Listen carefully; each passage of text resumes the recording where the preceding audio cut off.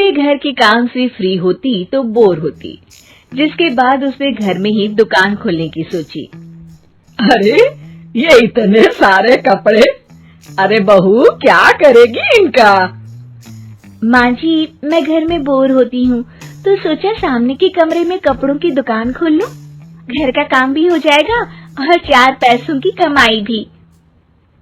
अरे वाह वाह, ये तो बहुत ही अच्छी बात है। मैं भी तेरी मदद कर दिया करूंगी। वाह माँ जी, तब तो मजा आ जाएगा।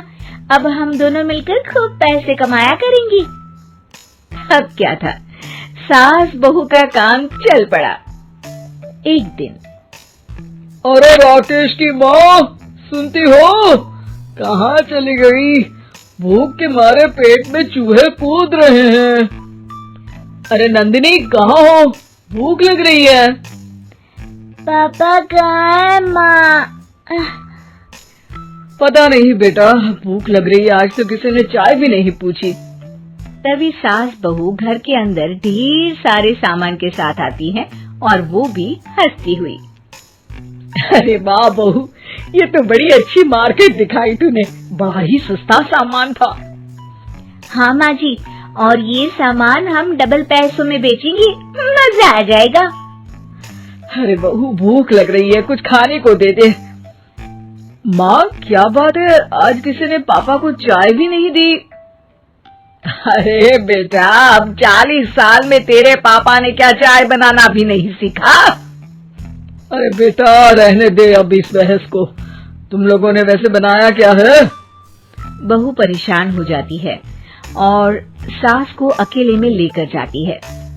माँ जी, आज तो हम लोगों ने खाना ही नहीं बनाया।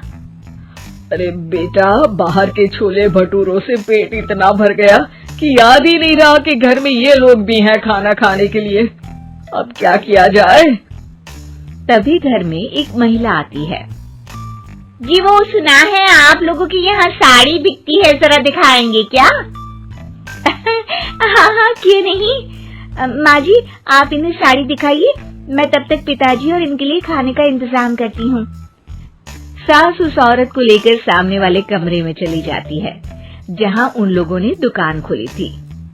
वहीं बहू भी किचन में चली जाती है। अब इतनी जल्दी क्या बनाऊं? पापा जी तो खाने के लिए भी बैठ गए हैं। आइडिया, मैं खाना बाहर से ही ऑर्डर कर देती हूँ।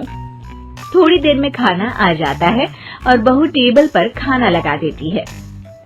हे भगवान, कितनी कड़वी दाल बनाई है बेटा।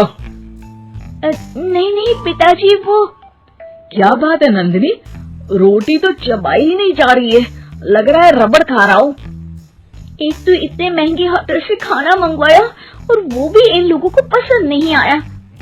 तभी सास नोट गिनती हुई बाहर आती है। वाह माँ जी, बड़ी कमाई हुई लगती है। हाँ, मैंने वो 2000 वाली साड़ी 3000 में बेच दी। अरे वाह माँ जी। दोनों सास बहू बहुत खुश हो जाती हैं। मेरे पेट में ना बेटा जोर का दर्द हो रहा है। अरे माँ, क्या हुआ? पेट में दर्द? बाहर का कुछ खाया था क्या? मैदा तो नहीं खा लिया? मैंने छोले भटूरे खाए थे। माँ क्यों खाए? आपको तो पता है कि आपको मैदा सूट नहीं करता।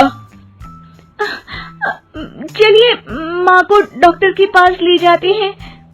तभी अंदर से पापा की आवाज आती है। हे भगवान, मेरा तो पेट खराब हो गया। सब पिताजी के पास जाते हैं। पिताजी, आपको क्या हुआ? खाना बासी था शायद।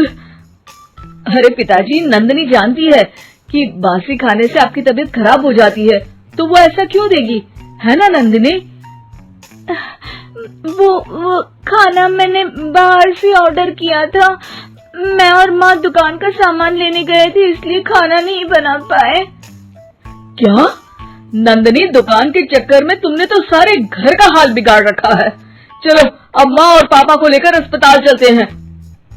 अस्पताल में जाने पर डॉक्टर कहते हैं, हाँ, इन दोनों को तो एक दिन के लिए एडमिट करना पड़ेगा।